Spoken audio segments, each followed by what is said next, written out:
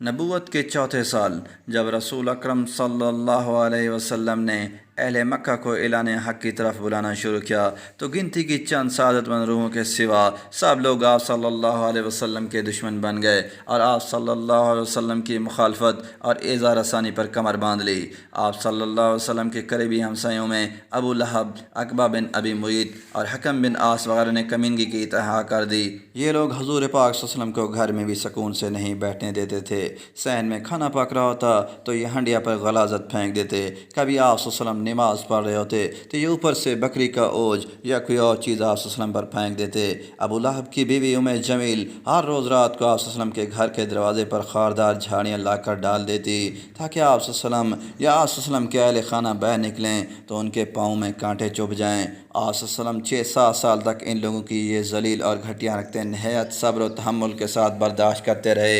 ان کے جواب میں اگر آپ صلی اللہ علیہ وسلم نے کبھی کچھ کیا تو زیادہ سے زیادہ یہ کیا کہ باہر نکل کر ان لوگوں سے فرمایا، اے بنی عبد مناف، یہ کیسی ہمسائیگی ہے؟ تم لوگ ہمسائیگی کا حق خوب ادا کر رہے ہو۔ حضور پاک صلی اللہ علیہ وسلم کا چچا ابو لہب اسلام کا بدترین دشمن اور نہایت گھٹیا ذہن کا مالک تھا۔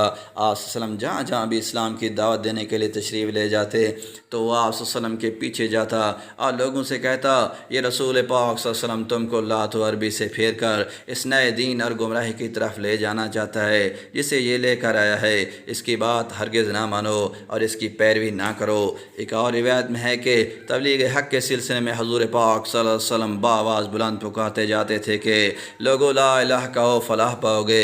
ابو لہب آپ صلی اللہ علیہ وسلم کے پیچھے پیچھے چل رہا تھا اور آپ صلی اللہ علیہ وسلم کو پتھر مارتا جاتا تھا یہاں تک کہ آپ کی ایڑیاں خون سے تر ہو گئی تھیں۔ ساتھ ہی وہ کہتا جاتا، یہ جھوٹا ہے، اس کی بات نہ مانو۔ رسول پاک صلی اللہ علیہ وسلم اس کی ظالمانہ اور گھٹیا حرکتوں کا کبھی کوئی جواب نہ دیتے، سب کو نہایت صبر و تحمل سے برداشت کرتے اور اپنے کام میں مصروف رہتے۔